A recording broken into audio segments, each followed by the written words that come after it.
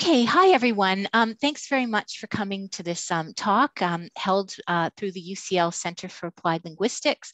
I'm Talia Isaacs. I'm delighted to be hosting this talk. Jim McKinley is also here, thankfully sorting out any technical problems that may arise, and also he organizes the seminar series. And we are absolutely delighted to have Michael Burri here. Mike is Senior Lecturer in TESOL at the University of Wollongong in Australia. So it's quite late in the day for Mike. And Mike, you were due to come to and actually visit us in London in summer 2019, but of course, COVID hit and it became impossible to hold the talk in person. So we're glad to be able to host it at least online and get to chat a bit with Mike and also draw in an international audience. So we've got, it looks like people here from all around the world in different time zones who are able to join us. So we're delighted. And just a little bit of background about Mike. So Mike conducts research and is active in teaching and has done so in different international contexts, including Australia, Japan, and Canada. He has many areas of research interest. Some of them include pronunciation instruction and teacher education and learning and the development of teacher cognition, mind, brain, and education. So quite eclectic, actually, and also context-sensitive and innovative pedagogy. So very practical, sounds like hands-on research with relevance to classroom contexts.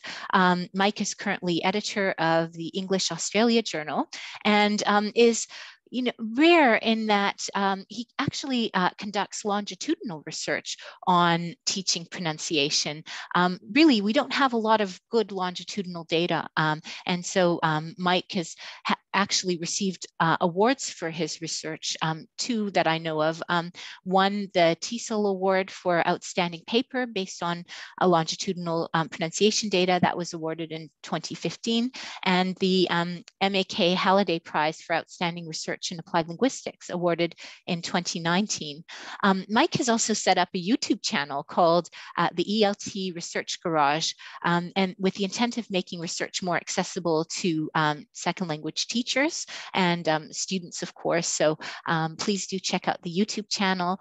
I think that this talk, again, Mike is going to be presenting on longitudinal data set, and it partially overlaps with the 2021 Applied Linguistics paper that he published with Amanda Baker on this topic. So we really look forward to your talk, Mike. Just a few housekeeping things.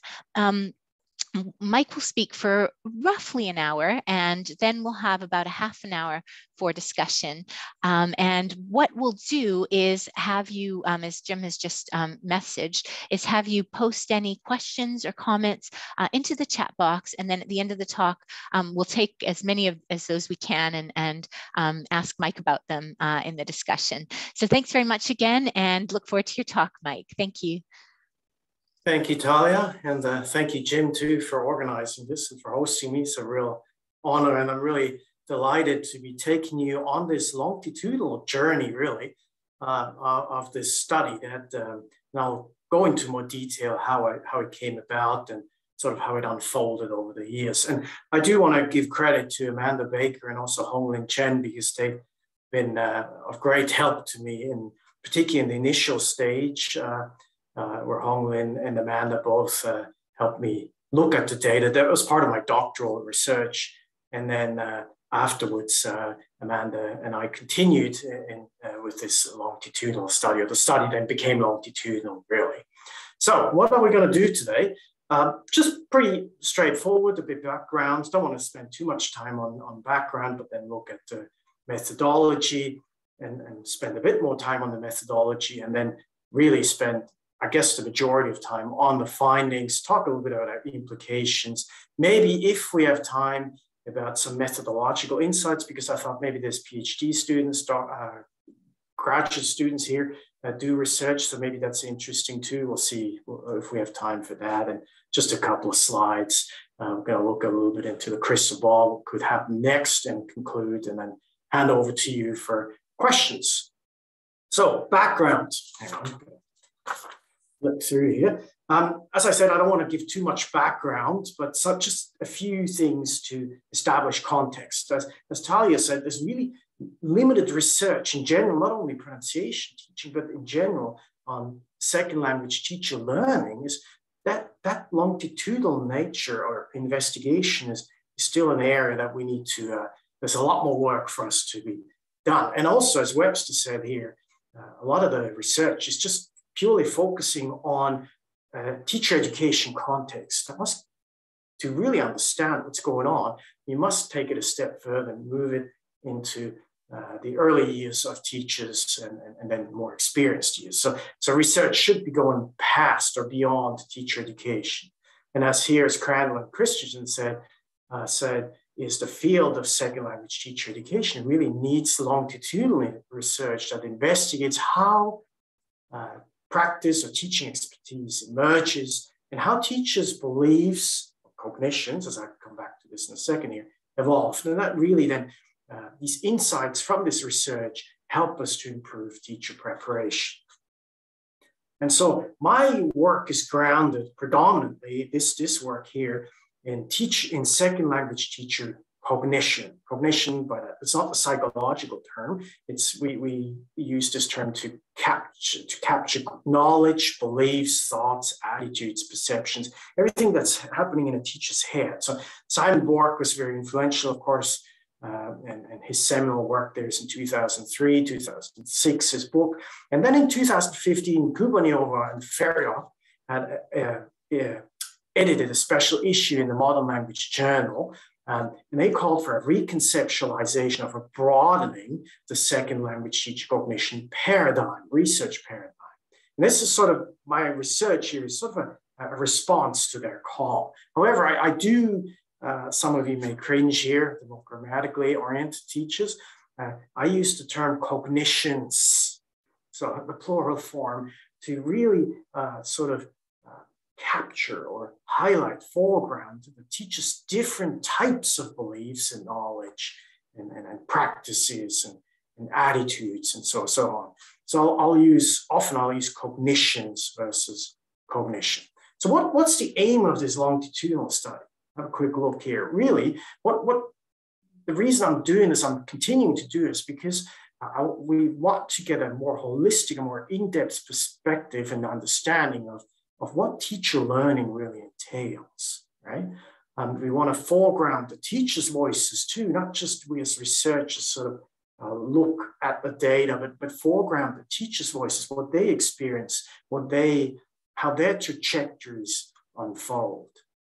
And then ultimately, as I alluded to a couple of seconds ago, is we want to use these findings to prepare the teachers, our student teachers in graduate programs more effectively.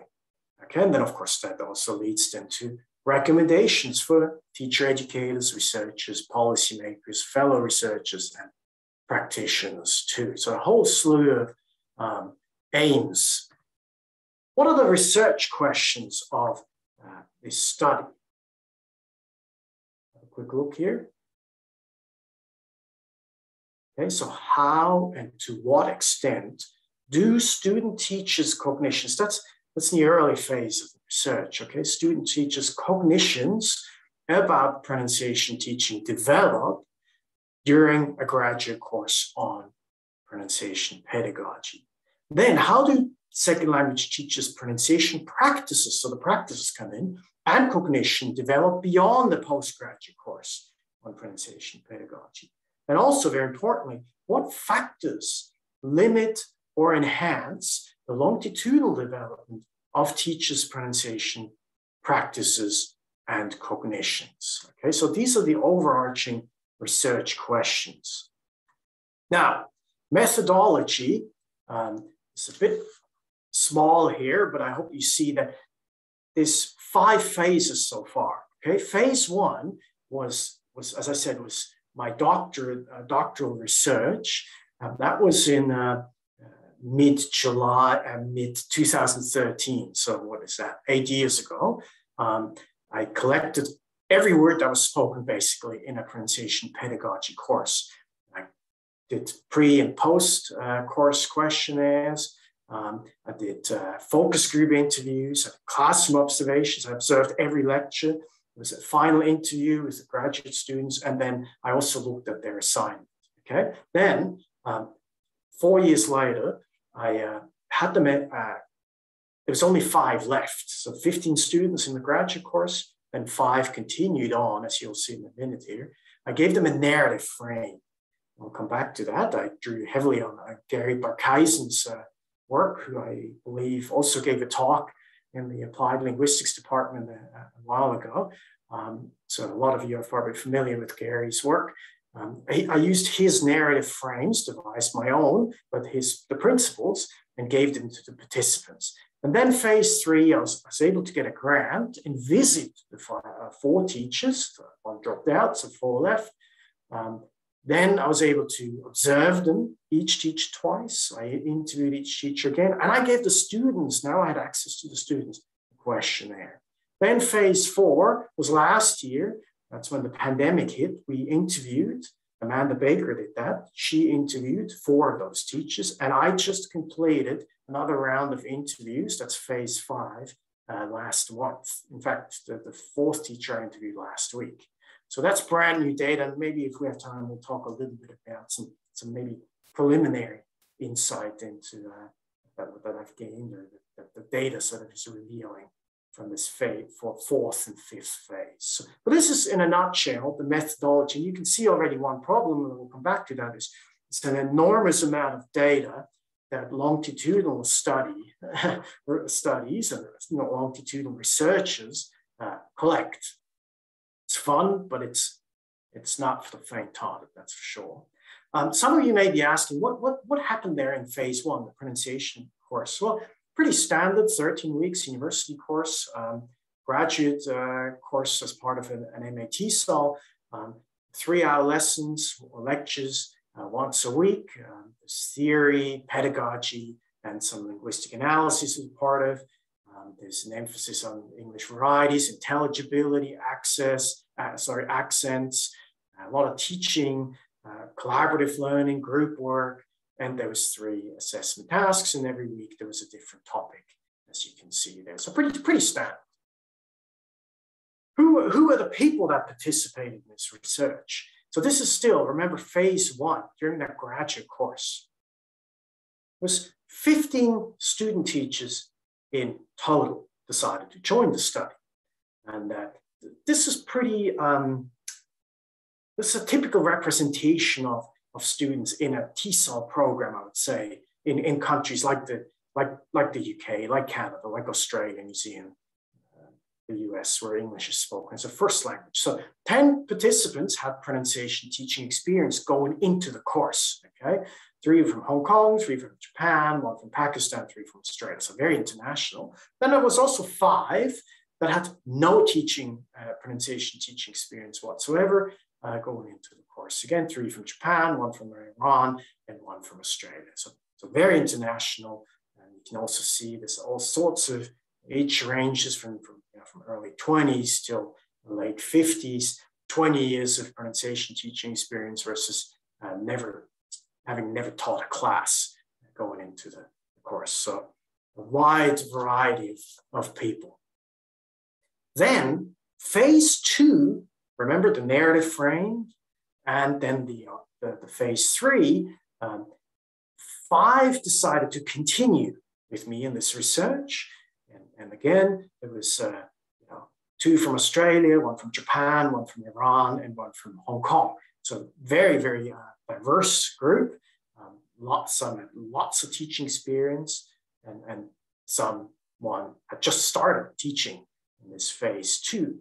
Then the guy in Hong Kong, dropped out, and in phase 3 to now, phase 5, those 4 remained. Okay, so but that's attrition is a common problem, of course, in longitudinal research. Teachers get busy, teachers change careers, teachers get tired of participating in research. And so that's one of the difficulties that you invest a lot of time, as we'll come back to when we talk a little bit more about methodological insights that I've gained by doing this study. It's just one of the difficulties is that what do you do? Invest a lot of time, a lot of effort, and the teachers drop out. That's just the nature of the game, I suppose, but it's something we need to be aware of. Cool. All right. So methodology still, so we know the context, we know the people. What about data itself? All of the qualitative data was basically analyzed thematically, and I used NVivo, coded, as if you've used NVivo, you know that's basically a data storage tool, and we can do some stuff with NVivo, but in terms of longitudinal development of practices and cognitions, NVivo doesn't really do that type of work. So I coded a lot of data thematically, but then in order to understand what's going on, I had to create profiles for each participant, okay? And I'll show you an example in a second here, but basically we created profiles for each participant in phase 1, then another one in phase 2, and another one in phase 3. And now this is in progress. We're creating profiles as we start analyzing. We're very privileged here to have 3 months off over the summer here in Australia. So that's the research time that I'll be using to develop things like these teacher profiles for phases 4 and 5. And so these profiles really then helped us to see how certain practices, certain beliefs and knowledge or cognitions developed over several years. And that we could compare these developments across profiles, so across different participants' profiles as well. So that was very, very helpful creating those. It's an enormous amount of work. I emailed those profiles to the participants in a sense of like member checking to have them validated so they could give me feedback, and it sort of was forth and back and as we developed these profiles, but very, very helpful. This is, I know you can't read this, apologies, but that's the idea. The purpose here is for you to see a little bit what these profiles may look like. So on the left here, you see a phase 1 profile. That's the graduate course profile. The phase 2 is where we got these narrative frame data. And then on the right-hand side here is phase 3, where the teachers where I was able to visit the teachers, observe them teach, and interview them, and also got data from their students that they taught. So this is the profile. You can see, of course, from left to right, you can see, you can read sort of through, and I used colors to identify certain themes, and you could see them, how they popped up or how they disappeared, and so on. It's again thematically coded, analyzed, often old school almost, where with highlighting to see what's happening here. And then at the bottom, you might be wondering what's going on there at the bottom. These are factors that we identified within the profiles that were either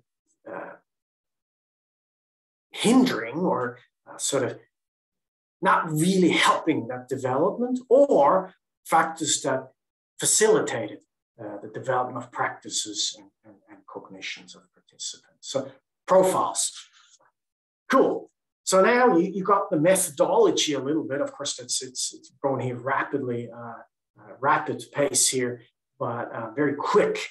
And I'm happy to answer more questions that you may have about the methodology afterwards. But let's look at some of the findings, okay?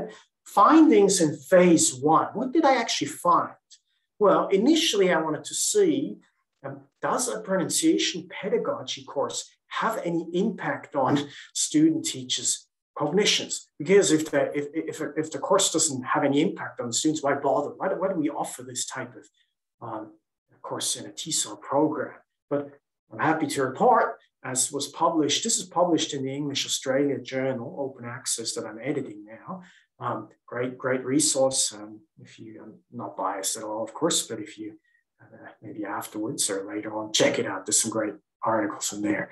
So essentially, the things like group work and discussions that took place in the subject, as well as a comparison of that students did. They compared their accents in the class with also the Canadian lecturer, the academic that taught the class, had a different accent himself too. So there was all this accent comparison happen at the same time that group work occurred. That really led to an increase in student teachers' awareness of English varieties. That was real. That became real. They understood that this actually exists, not just in writings that academics publish, but this is real in the classroom. And that then had a profound impact on their understanding of what is actually the goal of pronunciation instruction. It's not elimination of accent or accent reduction, but it is intelligibility, right? So this was the shift that took place in understanding. Does this then lead to effective pronunciation? Of course, I didn't have data on that. So this is a question, but obviously the course had an impact on the student teachers, which was good. That then led to a second study. So same data in phase 1, but I do acknowledge that this native speaker dichotomy is really problematic in the field. A lot of people don't agree with this, and rightly so, but I wanted to label these student teachers, not to judge them, because I wanted to, but to look at whether their linguistic background, so their first language, had anything to do with their learning to teach pronunciation. Okay, so what did I find?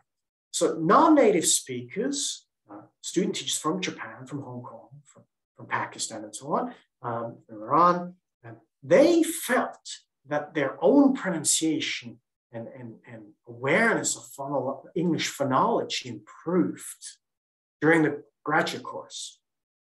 And the native speakers felt, well, we're working along, they don't have much understanding of English pronunciation because they never thought about it, but working alongside these non-native speakers and learning with them and from them really then caused a change in their cognition.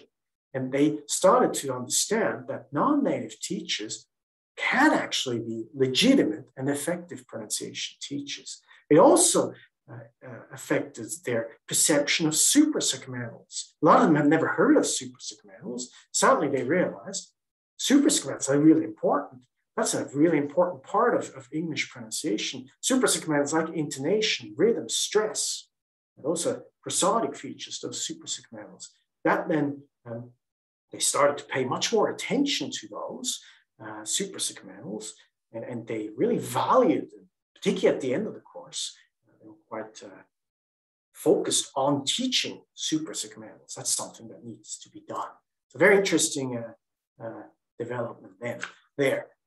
That then, again, a third study I conducted was looking at the student teachers' previous teaching experience. I wanted to see whether their prior teaching experience had anything to do with learning to teach pronunciation. And it did. So things like classroom observations. So 2 or 3 were able to observe a real pronunciation class. That had a real impact on their beliefs and about pronunciation teaching. Also, learning how to how to use kinesthetic, tactile teaching techniques had also quite a strong effect on it. Things like Judy Gilbert's rubber bands or Bill Acton's haptic pronunciation teaching techniques. So those things they contributed to their learning. However, the intensity of the course, the depth of the content, the complexity and ambiguity of phonology restricted their development. Next slide. If you look at this table here, this by the way, is published in the Journal of Second Language Pronunciation, this paper in 2017. Very interestingly here, what the data revealed was that the left-hand column there, you'll see native speaking teachers without any teaching experience found the course very challenging. So I numbered, I counted the instances in the data where student teachers say, well, this course is really hard because of the content, or because of the phonology. I don't understand what's an English vowel, right? And I've never thought about the difference between a diphthong, a, and a monophthong, I, something like that. So native speakers, Australian teachers, Australians, found this course very, very challenging. And it makes sense, right? Because you grow up speaking English, you never thought about English, you just spoke it. And now you actually suddenly have to think about this and learn about all this in a course. Whereas the non-native speakers, they learned it as they learned English. They learned a lot, they acquired a lot of it as they went through this learning process. And therefore they could connect more easily with the content that was being taught in the graduate course. So I think I really like this finding, and if we have time, we'll come back to it a little bit later on. Okay. Then, this is the last study that I conducted during this graduate course in phase 1. I wanted to look at the relationship between student teachers' cognition development and their identity construction. Because in general, cognition research and identity research are conducted separately, right? There's two separate entities. Here, I wanted to see and look at what's the relationship? Do they kind of impact each other, or is there nothing? Are they really separate things? That was a very, very challenging paper to write. That's gone through a lot of several drafts, many drafts, I should say. So don't be discouraged if you're writing up a paper and it's taking you 25, 30 drafts. I think I stopped counting after about 50. But it turned out to be a good paper, and it was published in the Modern Language Journal. So a good paper, a good journal. I was really happy about it. But what the data revealed was really very interesting, because the study here showed that the student teacher's identity construction and their cognition development were intertwined. They mediated each other. And so on one side, you have knowledge, beliefs, perceptions, and on the other side, you have engagement in the subject, how much they invest themselves, their imagination of being a teacher, their alignment with course content or disalignment.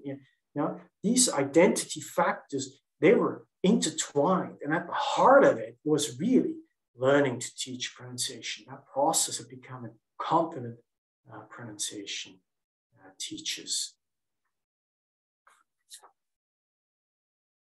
Those 4 studies then enabled me to create a pronunciation teacher preparation model.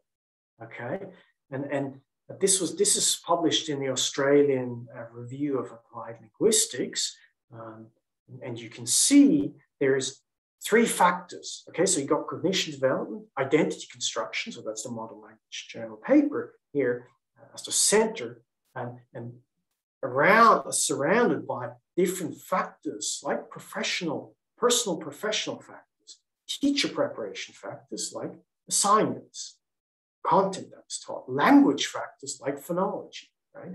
Pronunciation, student teachers' own pronunciation, their phonological awareness, and so on.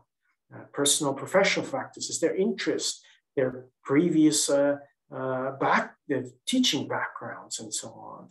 And so these factors were all interrelated, and they impacted each other, and they impacted the center, the heart here, the process of learning to teach pronunciation. So this was a cool project, or a cool finding that was really, that came out of the data that enabled us to create here a model. And later on, we were able then to revise that, and we'll come back to that in a few minutes here.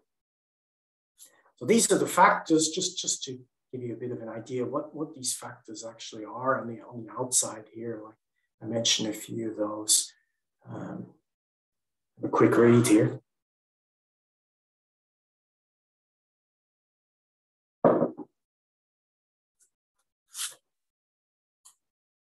So again, they were interrelated. They were connected to each other. They affected each other. They contributed greatly to pronunciation teacher, learning to teach pronunciation. And of course, some of them also hindered that process. All right. Slide. So that was phase one. That was, again, all the data was collected in a pronunciation pedagogy course, a graduate course. Then we wanted to see, we said, look, this is really kind of intriguing here because the student teachers wanted to continue to participate, or at least some of them, and they were keen, we were keen, let's continue. But we didn't have access to the student teachers, okay? We couldn't visit them because a lot of them went home. They finished their graduate studies, they went home somewhere, Hong Kong, Japan, Melbourne, they were all over the place. And so we've had to find a way to get data from these teachers. This is self-reported data. That's one of the weaknesses, of course, but longitudinally we're able to address that then later on. But this is self-reported data. And I was very fortunate because Gary Barkhuizen came to the University of Sydney a few years ago, and he did a workshop on narrative frames. And I was in that workshop. And so I thought, this is really cool. Let's do this to collect a little bit more data from these teachers. And so we created a narrative frame. A narrative frame is, some of you may be familiar with this, some maybe not, that you give them sentence starters and they complete these sentences. And this is a Word document, so the teachers can write as much as they want and it grows, right? That's a narrative frame. So we emailed this to these 5 participants, gave them a few weeks, fills in, they returned the frames to us, and then we analyzed the frames thematically. So this is the data collection. So we got a lot, we had 5 frames, and we presented this, I think it was at the TESOL convention in 2018, and that was in Seattle. And if you're familiar with the world, if you've traveled from Seattle to Australia, you know this is a long trip, and we have to go through Korea. So Seattle, Seoul, down to Sydney, you got 2 12-hour flights. Sitting on the flight, Amanda and I, and we said, look, we've got to find a way, because what we did was we thematically analyzed these frames and then presented at the convention, sitting on the plane, and we said, look, we've got to find a way to analyze this data differently. We've got to come up with a cool, innovative method, and then that helps us to not only understand what's going on here, but then to report it as well effectively. And so what we did was we designed a rubric. It took us probably the entire flight from Seattle to Seoul, but at the end we had a rubric that then we revised. We had to revise it a few more times, but we had a rubric, and the rubric this is published in TESOL EJ, so you can access this. It's open source. The rubric is part of this publication, so I encourage you to have a look at that. But with the rubric then, we were able to analyze the profiles, right? So we had these profiles written up. We coded them thematically, but then we designed this rubric to analyze these profiles. And we got numerical data from using the rubric, and that then gave us this. We counted instances, okay?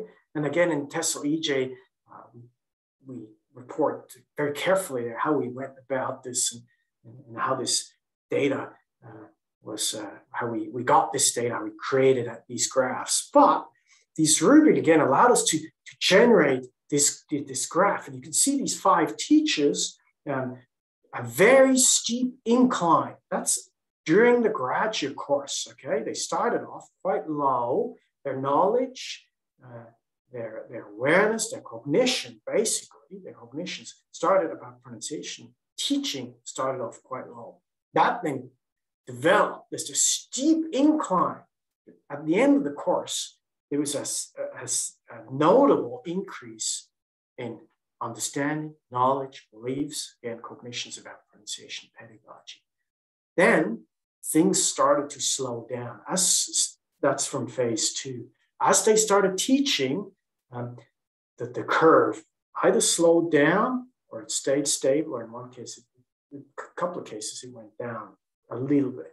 But overall, you can see if you look at it longitudinally, you can see that there is a definite increase over 4 years.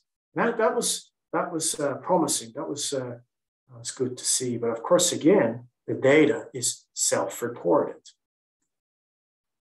That then led to phase 3. I was fortunate then to secure a faculty grant that then allowed me to travel and visit and interview and observe the teachers. By then they had, in phase 2 here, remember, they were about 2-3 years out of their graduate work. So that's still, if you go by Tom Farrell's framework, they're still classified as novice teachers. But by phase 3, they've been teaching 4 to 5 years. They moved into a more experienced phase of their teaching career. Okay, this is the one Talia was mentioning at the beginning. This is the paper that was published in Applied Linguistics just recently. This was a real milestone for us. That was something we really were aiming to get done, and that was very exciting. What did we find? There's 2 or 3 themes that were quite prominent. One was the delivery of pronunciation instruction. We looked at how did these teachers now deliver? How did they teach pronunciation? Okay, so there was application of knowledge that they had gained in the pronunciation pedagogy course, but interestingly, the delivery of this pronunciation pedagogy was mostly teacher-centered. Okay, there's very few opportunities for students to practice pronunciation features communicatively through guided or free practice or techniques. This was standing in contrast to what was taught in that pronunciation pedagogy course. That was interesting. Also, the focus was on pronunciation pedagogy, was another very prominent theme. Remember, as I mentioned a few minutes ago, the participants began to see value in teaching suprasegmentals during the course, right? And they didn't really know what suprasegmentals were at the beginning of the course. At the end of the course, they all felt this is something that really needs to be taught. Now, a few years later, that focus really started to diverge. There was not necessarily suprasegmentals. They were not that keen anymore. And the teaching of suprasegmentals varied quite considerably among those 4 participants. So we realized, the data told us, that longitudinal development of teachers' practices and cognitions about pronunciation is not a linear process. Okay, it's not starting here, not going up as far as you can go. It's a very complex process. And this phase here really confirms that learning to teach pronunciation is an individual process. Right? And I think that aligns with a lot of the research, or the few longitudinal papers that I've read, that learning to teach is really, it's very difficult to generalize. Everybody's different. And this study seemed to confirm that this is also the case with learning to teach pronunciation. But why? That why question kept haunting me, right? That why question can be basically answered by looking at contextual factors. As the teachers began teaching and they gained more experience, in phase 2 in the narrative frame started to pop up already. But when I talked to them face to face, observed them, looked at the students' surveys, became quite apparent that the context is very, very powerful. Things like learners' needs, right? They really influence the teacher's practices, their beliefs, their knowledge. And they caused a shift from, say, segmentals at the beginning of the course. Everybody believed that segmentals were important. At the end of the course, super segmentals were extraordinarily important, or believed to be important. And then as the teachers gained teaching experience, they had real learners to teach. That then segmentals were believed to be somewhat more important given the students they were teaching at that time. Okay. Also, the program in which the teachers were teaching was an enormous impact on these student teachers. In some of the programs, pronunciation was simply not a priority. Grammar, writing, academic texts, EAP type of work was foregrounded rather than pronunciation. Also, some of the teachers had to use the existing materials. There was no room to throw in any extra activities. That's what they told me. They had to collaborate with colleagues. They couldn't just go rogue and teach pronunciation because the colleagues taught a similar, or the same age group, a similar class. So there was all this institutional constraints, contextual program, contextual factors that really, I think, explain why going back to these main themes here, why the focus of pronunciation shifted, why some of the delivery happened that I observed. So context is very, very powerful in this particular study. And again, I think from what I've read, I'm happy to hear from you too about this, but from what I've read is that really confirms other research on teachers' practices. And that data then enabled us to revise the initial model that we had published a few years earlier in 2018. And we came up with this. It became a three-dimensional model, okay? As you can see here, this highlight two red parts. The practices now were also included in the center. The cognitions, identity, and practices now form the heart of learning to teach pronunciation. And that makes sense. Right now, we had access to the teachers. They were teaching. So practice is intertwined with beliefs and knowledge and what the teacher and who the teacher is. And the three-dimensional nature now, that was a bit challenging to create, not conceptually, but in just drawing it out.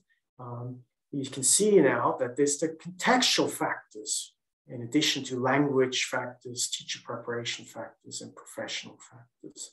And that's why it's three-dimensional. Again, they're intertwined. You can see the arrows there. They point to the center, but they also point to the other factors. They really impacted each other. So the language factor impacted the context, and the context impacted the personal professional factor, but also and so forth and so forth. That's really the data. That's not necessarily, that's not me here putting my lens on it. This is the data speaking to us, right? We use the data to create this model. And I think that's the strength of this model. It's derived from this longitudinal data on learning to teach pronunciation. What's happening now? Phase 4. The COVID pandemic hit, of course, as we all know. What happened? And this is very, very preliminary. I must admit, I haven't looked at it in great depth. I read the transcripts a couple of times.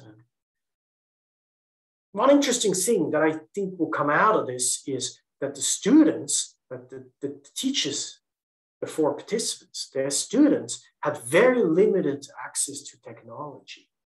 That caused some real headaches.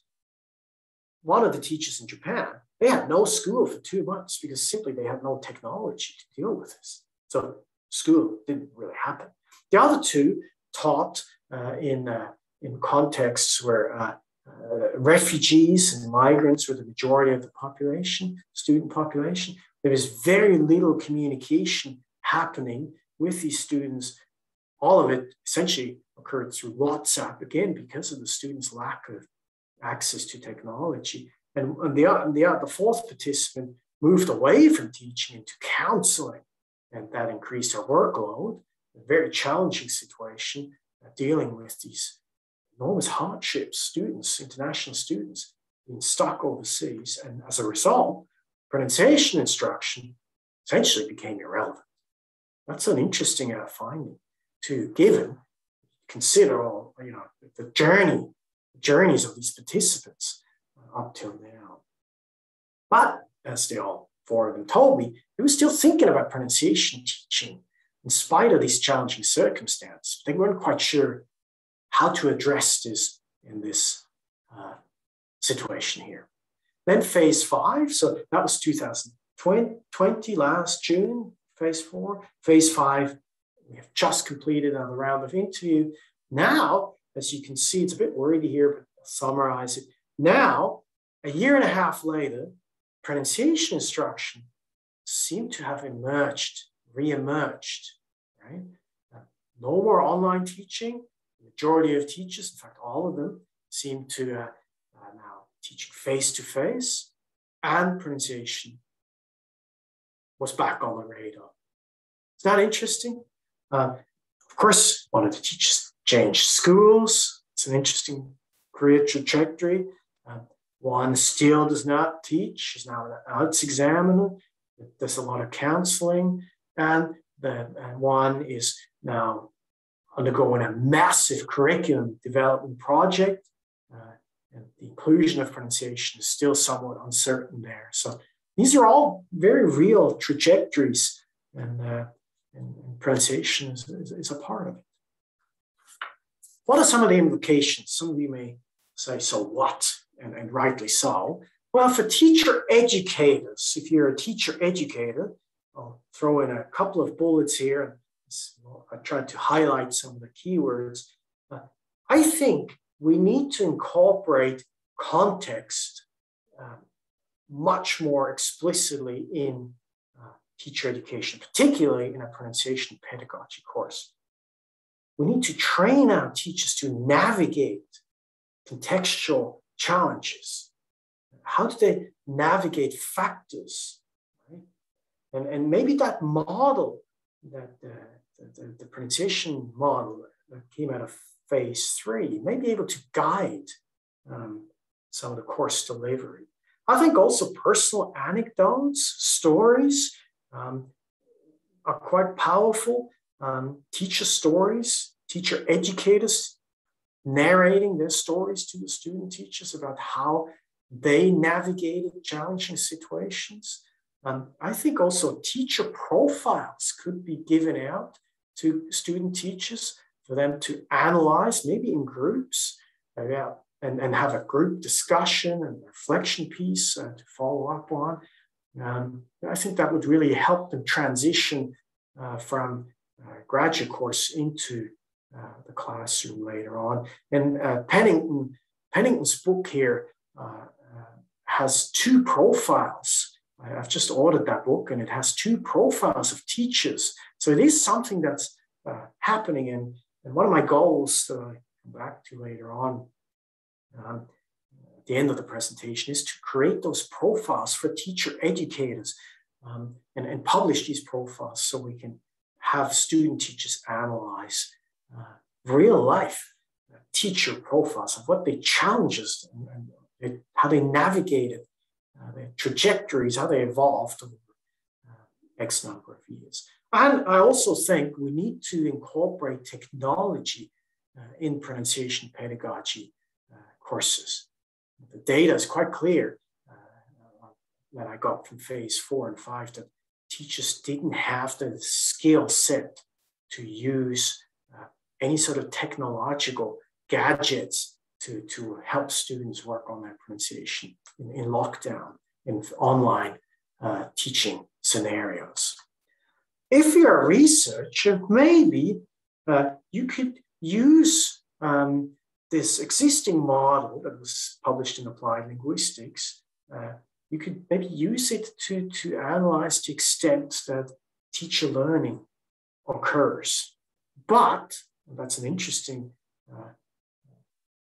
claim here that Schwartz makes, of course, models, they're not representing absolute truth, right? They're just an approximation of reality. They only provide partial answers because, again, remember, a qualitative research is very subjective, right?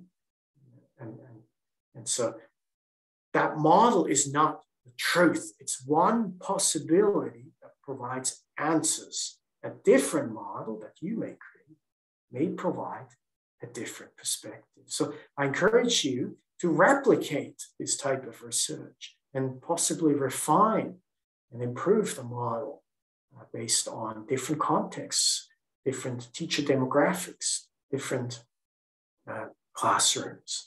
And I also think we need more research on how pronunciation is taught in challenging circumstances, like a lockdown, like online learning, like things that have happened in the last year and a half and are still happening in many places around the world. So there's definitely more research needed. If you're a second language teacher, what could this mean for you? Very interesting here. Webster also's work shows this quite clearly, that teachers working in isolation can cause knowledge development plateau. Right?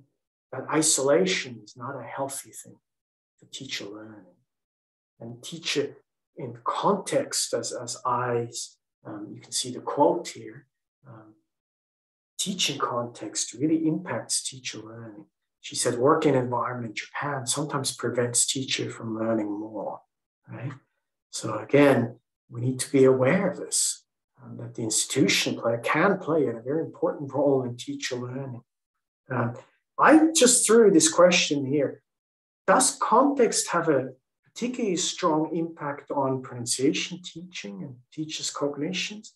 Possibly, because still many textbooks teachers use don't have a whole lot of pronunciation included. And so if teachers rely on textbooks to teach pronunciation, it's not there, they may be a bit more prone to these contextual influence that they're facing. And of course, the context really, the pronunciation instruction very largely depends on a teacher's ability to navigate this context. Cool. I think we do have time, so I'm just gonna. I was gonna skip this over, but I think I just mentioned this. This is a paper. I have to admit, I was probably, when was that? 2019. I was working pretty much all night, and I had this idea about why not writing up a methodological paper. So I was working through the night, and this then turned into a conference presentation that I wrote a proposal. It got accepted. I presented it, and then I thought I might as well just write it up. And that got published in the Qualitative report. Is that correct? Yes, in the Qualitative report. That's right. It's open source. So what did I have actually learned? And I put this in here, not to show how wonderful I am as a researcher, but to share maybe a little bit with you graduate students, PhD students. What things do you actually learn by doing this type of work? Design issues is huge. What data sources can I use? Right? You face this question because there's not a whole lot of resources out there that teach you how to do longitudinal research. Right? And you need to come to the understanding that your research design is not going to be perfect. So you need to play around with this a little bit and possibly work, as I have done with Amanda Baker the last few years, very closely worked with her. We just talked about what we could do. So collaboration is very important. Also, what did I learn as a second point is access to teacher participants is critical. You need to gain their trust. They're not research subjects. They're colleagues. In fact, they've become friends because we've been working on this for so long. You really need to be flexible. You need to accommodate their schedule. There's time-related issues, right? Often I think my wife is tired of me whinging because I don't have enough time for this research, right? I got teaching, I got marking, I got other duties. I got administration, I got service, other service. I do want to have a little bit of free time too and enjoy them with my kids. So time is very, very difficult to navigate and manage. So you need to be systematic and patient. And I set aside 1 to 2 days a week just purely for research, often Mondays and Fridays. I don't want to teach. I just try and focus on research as much as I can. Of course, that's not always possible, but I'm really making a serious effort to do this. So keep that in mind, possibly. Data management is enormous. You can imagine qualitative research is just the mountain of data you collect. You just feel sometimes there's too much data. My piece of advice here would be collaborate with colleagues, get their advice, get familiar with programs like NVivo, and just enjoy. And also, another challenge was, or has been, personal involvement. This study is time-consuming. It's almost consuming your entire life, right? These participants share insights that are very personal. What are you going to do with those? Are you going to share them, or you can say, look, you can't reveal certain things? My suggestion here is exercise, walk, digest things, go outside, think about things, enjoy, perhaps with a coffee or maybe something stronger like a wine, and then celebrate when you gain an insight or publish a paper. Just celebrate those successes. And again, if you want to know more about this paper is open source. Maybe that's something you want to read if you're a doctoral student. So what's next? We're almost done here. Fortunately, the teacher participants, they're still keen to continue in this research. So there will be most likely some post-COVID data collection, and we'll create some post-COVID pandemic trajectories, profiles, and we'll continue this. And I want to develop more expansive teacher profiles, as I said, that I can use in this pronunciation pedagogy course that I'm teaching now with my graduate students, that we can analyze those profiles and get a real good sense of what teachers face when they're taking a pronunciation pedagogy and then transition into the classroom, into their teaching career. And I've been playing with the idea of perhaps publishing a book to foreground, again, the participants' voices, their trajectories. And I am in touch with a publisher and potentially producing a book. So that could be something that's happening in the future.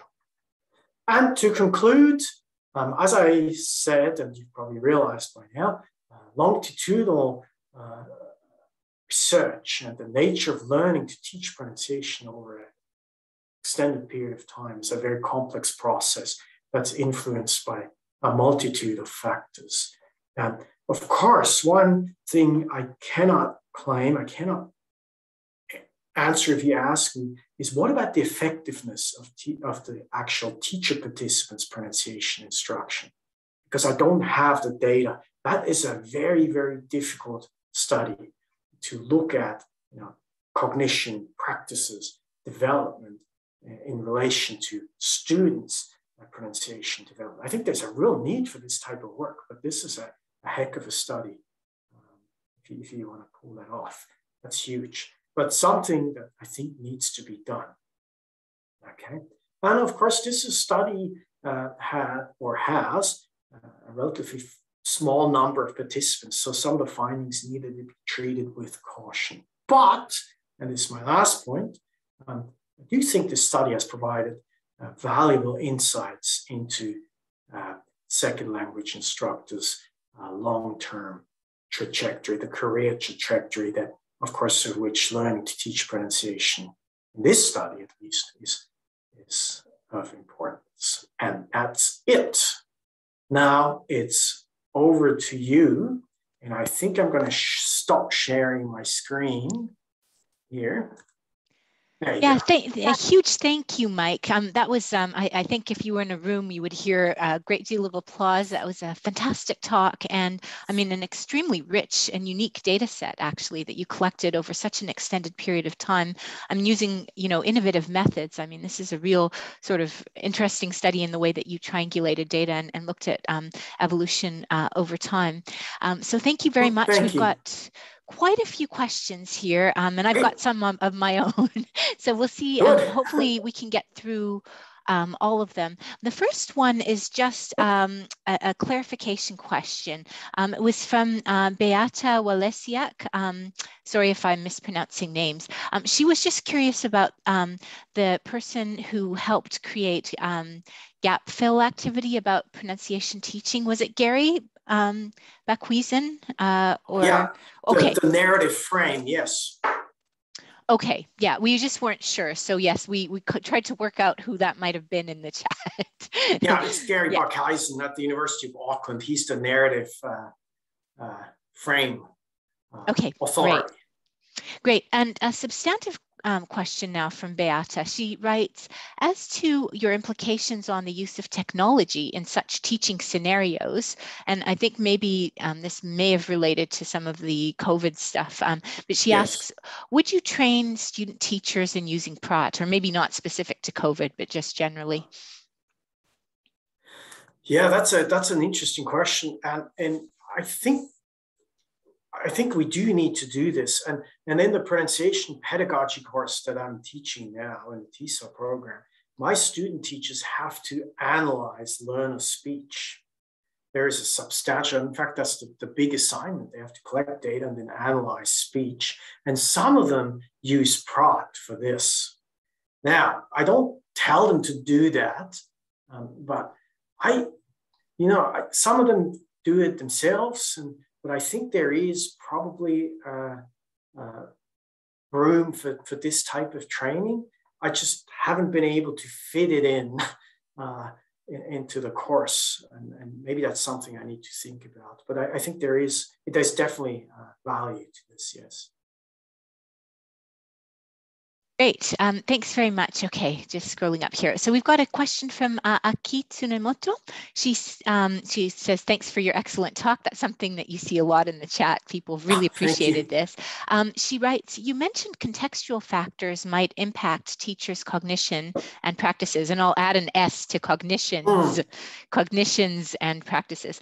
So what do you think? Is there a good way for us to help in-service teachers maintain their developed cognition and translate their knowledge into classroom teaching? In-service teachers, so teachers that are now practicing, I assume that's, So is there a good way to help them teach pronunciation? Yeah, exactly. So once they're out of the classroom, I think, and they're kind of cut loose on their own. Yeah, that is a question that I'm really intrigued by. And I'm thinking about, because what we know, and I got to be a bit careful here what I'm saying, but what we know is that conference attendance, these top-down type of professional development activities, are relatively ineffective, right? So teachers go to conferences, they all get fired up, they go back, but they very rarely actually use those things then in the classroom. So there is, I'm working on a new project now, that just designing the study with a couple of colleagues, and we're going to use a learning study approach. So very similar, probably Aki is familiar with lesson study. In Japan, that's very common, where teachers collaborate on lessons. And so learning study is quite similar in that sense. So we're trying to get the teachers to identify areas that they want to improve in, or things that don't work and they want to change. So it's teacher-driven research in that sense. Instead of me telling them what they should change as a researcher, they drive the agenda, somewhat similar to action research in that sense. But that, I think, may be the way to go. Now, I don't have any data on it, obviously, at the moment, but I think a research or teacher professional learning is, if it's driven by the teachers, is more effective rather than sort of top-down mandated professional development. It's not a great answer, I know, because I don't have a better one at the moment. But I know Aki's research is actually looking at that, so I can't wait for her to share some of the insights with us. That's great. Thank you. I'll throw the next question at you. Sorry, I think this is from Zoleka. Sorry if I've mispronounced that. She asks a question about identity development in student teachers. Writes, as an ESOL tutor teaching in London, originally from Iran, I believe we and our students, especially ESOL students, identify ourselves through our accents as members of international speaking community, and this shouldn't be taken for granted. She just wanted to comment on that. Oh yeah, huge. I mean, I always tell my students that if you come from a country where you learn English as an additional language or foreign language, however you want to look at it, you're in a very strong position to teach pronunciation. And that, in part, that my doctoral research really confirmed that. You have tools that someone from Australia, speaking only Australian English, or an American or a Canadian, or you name it, don't have, because you've learned how to articulate certain sounds, right? You've worked extremely hard on your pronunciation. You know how sounds are produced. You know, probably, you can identify with your learners. You can empathize with your learners. You understand their struggles at a level that most native speakers can't.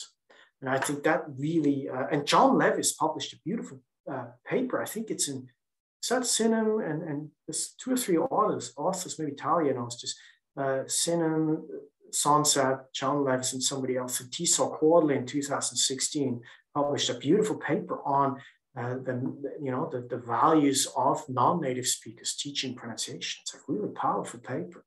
And so you are in a great position to teach pronunciation for sure. That's great. That's very helpful. I'm just going to tie that in with one other question. It was from Lee Jung, who is in, it looks to me, in the Korean context, and was talking about,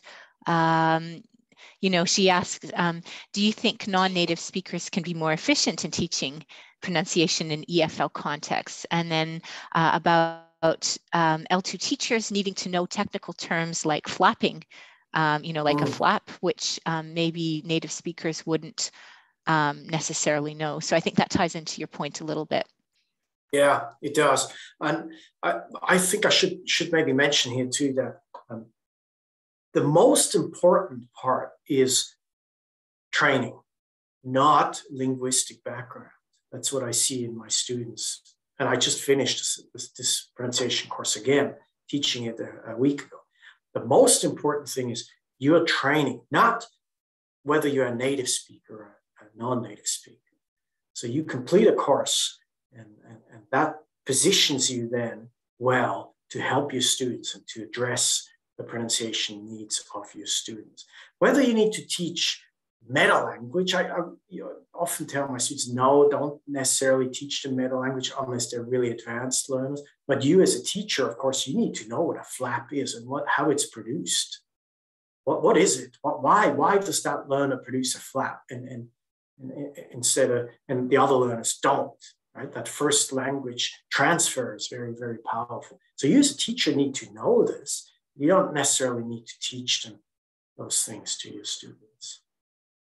Yeah, thank you, Mike. I think we have a question. I don't completely understand the question from Choi Chung Ki or Karen, who's in the Hong Kong context and says that there is no pronunciation pedagogy course currently for student teachers in Hong Kong, which I didn't know, but says that instead they have courses that focus on prosodic features that students can take. But it seems to be, I think, if I understand correctly, a similar kind of question about L2 teachers and whether, having an L2 teacher can, result in some kind of effect on students' behavior in class, such as motivation, participation, emotional change towards English. So that kind of question, if you just had a comment about that. Yeah.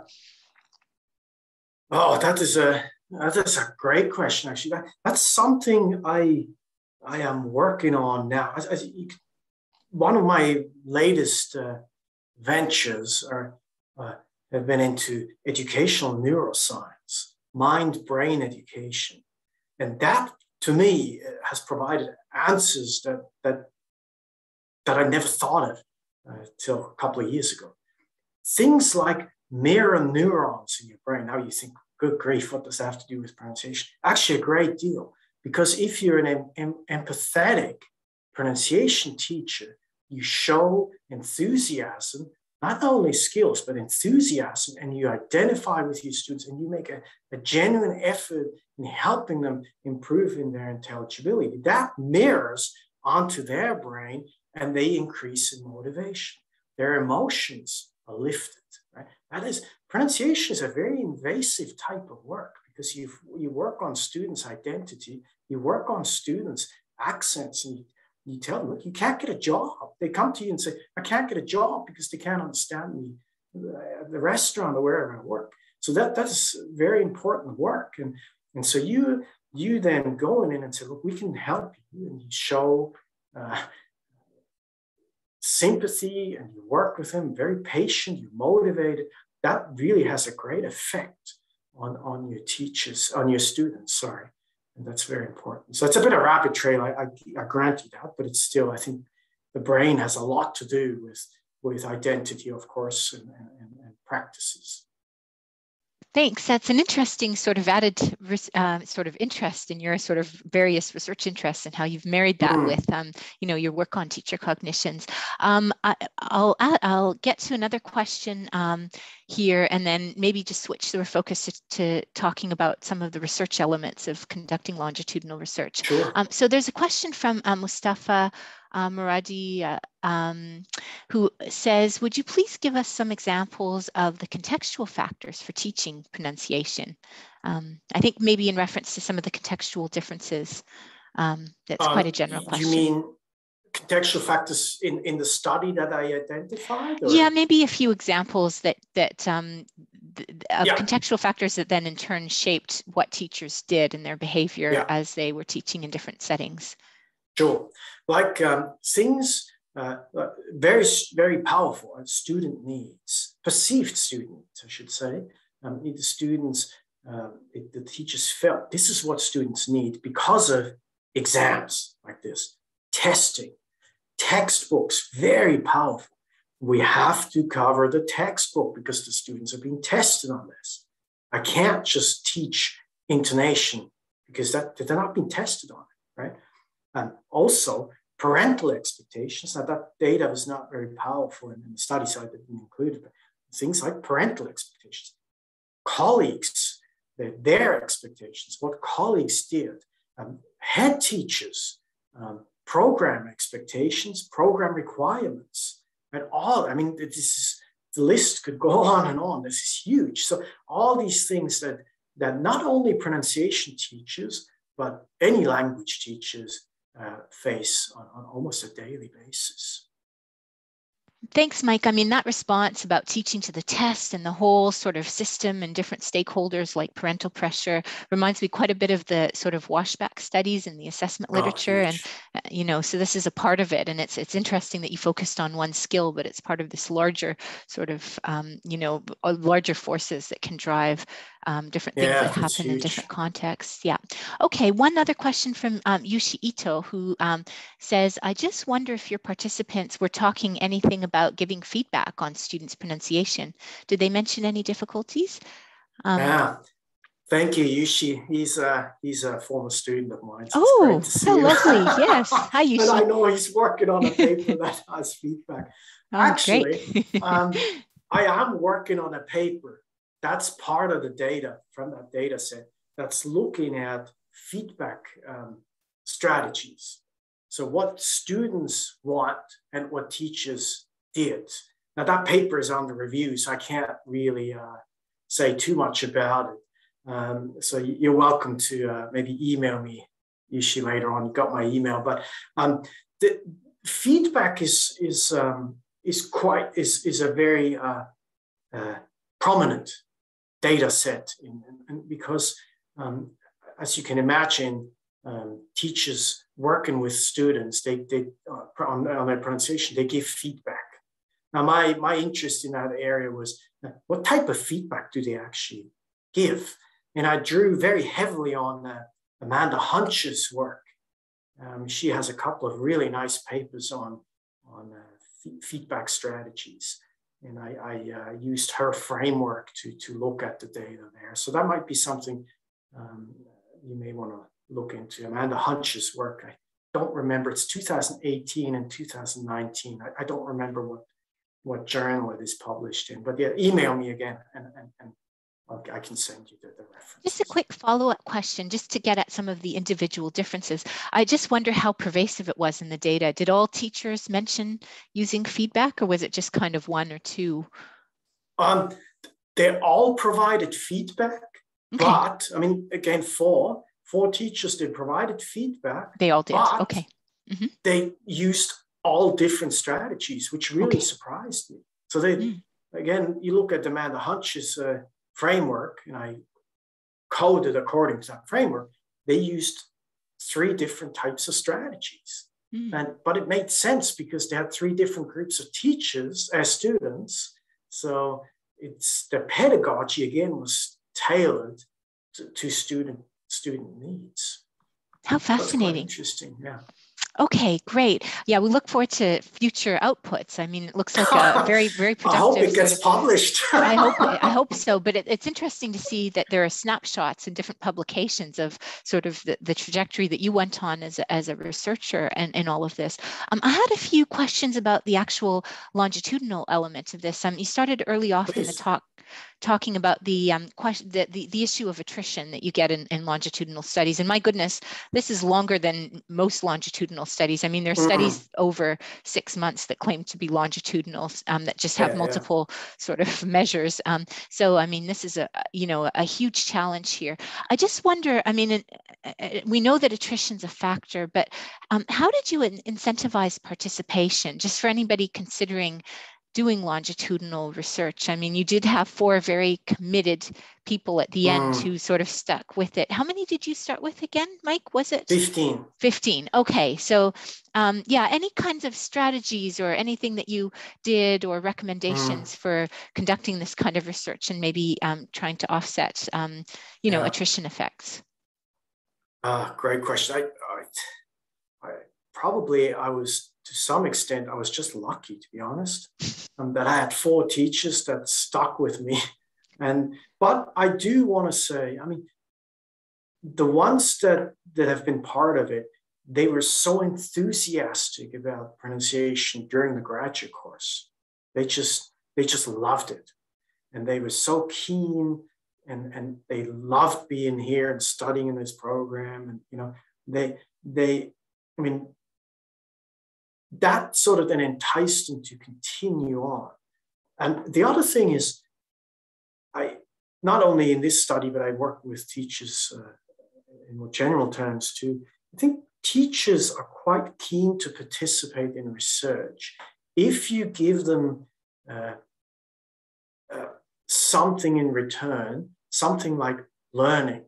That's one thing that I'm thinking about writing up a paper on, exactly on this issue. They keep telling me that they learn a great deal by participating in the study. So they have to reflect, but filling in these narrative frames, being interviewed every year or two, forces them to think about their practices. It forces them to question what they do. It keeps in touch with the researcher. And I sent them the papers that I publish. So this is a sort of a mutual learning that's occurring here. It's not just them feeding me data and I write it up. It's actually them benefiting as well. And I think that kept them engaged and interested in this study. And it's, as I said, we've become friends now, really. They message me, we message, questions about pedagogy. I have questions about things, what they do. And so this constant exchange, not all the time, but it's enough to stay engaged. And I think that is very, very important for researchers to give these teacher participants the feeling that they're valued, they're part of this. They're not just feeding me data. That's critical. What a lovely example of teacher and researcher partnership, actually, that you've just sort of given us, just kind of a symbiosis and a sort of mutual two-way exchange of information. The last thing I'll ask about this is just about the 11 who dropped out, because they have interesting profiles. And of course, the 4 that stuck with it are quite different than the 11 that didn't. Do you have any insights on sort of the profiles overall of that group? And I mean, it's hard to sort of generalize, but how the findings might have been different if they had stuck with it in the end. That is true. If all 15 were still part of it, it would certainly be a more robust study, that's for sure. It would be also extraordinarily overwhelming, but but I tried to track them down on several occasions. And it got to the point where I said, look, I can't really bother them anymore. I got to let go. And several of them actually dropped out of the profession, and they just felt, that is interesting too. And I wish I should probably go back and see if I can interview them now and see why they dropped out, because that would be fascinating. Really be an interesting study there. That attrition research is not, I've seen a couple of papers, but that's something we really need to look into as teacher educators. Why do we have so many student teachers that never really enter the profession, or just quickly enter it and then dropped out? And some were simply not responding to my emails. And so they just, I don't know, maybe they changed their emails, maybe they just choose not to respond. They were not interested in continuing on. I don't know. But yeah, great question. Yeah, fascinating. We're almost at the half hour, so we can thank you for your talk, Mike. I mean, it's been an absolute sort of just, it's the first time that I've seen such an extensive data collection over such a long period of time. Just to highlight the extraordinary nature of just being able to collect data for over such a long period of time. I got the impression that maybe at the outset you weren't intending for it to be such a long study, and then thought, oh, well, let's keep going. I don't know if that was the case, but huge resource. If you had told me at the beginning of my PhD that I've been doing this study for a decade, I would have dropped out of the program. but no, it's been, it's just, it really has been fun. I mean, people look at me and say, how can you say this is fun? But it's just been so enriching that I've learned so much from these teachers, really, as a person, as a teacher educator, as a teacher. It's just been phenomenal. That's great. I mean, we have some messages in the chat saying fascinating, inspiring. Thank you. Thank you very much, Mike. This has been really tremendous. And much as I would have loved to have welcomed you to London in person, maybe we'll have another opportunity in the near future. Absolutely. It's wonderful to be able to share this with researchers and teachers around the world as well. So thank you very much. Yeah. I'll just turn over to Jim for a second now, also to offer his thanks and talk about sort of next seminars. Thanks, Talia. Yeah, absolutely. Huge thanks to Mike. That was very engaging. It was amazing to see the chat so alive Thank you. during a seminar. So yeah, very, very inspiring indeed.